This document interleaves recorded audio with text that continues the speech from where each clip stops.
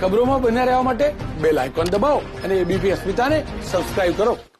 સુરતમાં રાત્રિ કર્ફ્યુ અને કોરોનાના કહેર વચ્ચે લોકોની ઘોર બેદરકારી જોવા મળી.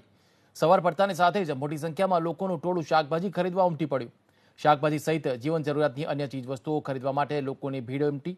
એકસાથે મોટી સંખ્યામાં લોકો ખરીદી માટે આવતા સોશિયલ ડિસ્ટન્સના ધજાગરા ઉડ્યા.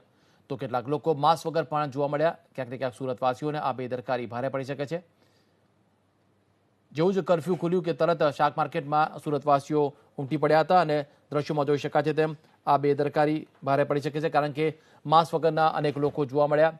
સાથે જ સોશિયલ ડિસ્ટન્સિંગનો પણ અભાવ જોવા મળ્યો હતો. શાકભાજી ખરીદવા, ફ્રૂટ ખરીદવા લોકો મોટી સંખ્યામાં ઉમટી પડતા નિયમોનો ભંગ થતો સરેઆમ જોવા મળી રહ્યો છે. કર્ફ્યુ ખુલતાની સાથે જ લોકો પોતાના ઘરની બહાર શાકભાજી લેવા માટે ઉમટી પડ્યા હતા. દ્રશ્યોમાં જોઈ શકાય છે તેમ અનેક લોકો માસ્ક વગરના પણ જોવા મળી રહ્યા છે. જાણે કર્ફ્યુ લંબાવવાનો હોય એવી બીક હોય એ રીતે લોકો મોટી સંખ્યામાં શાકભાજી લેવા ઉમટી પડ્યા.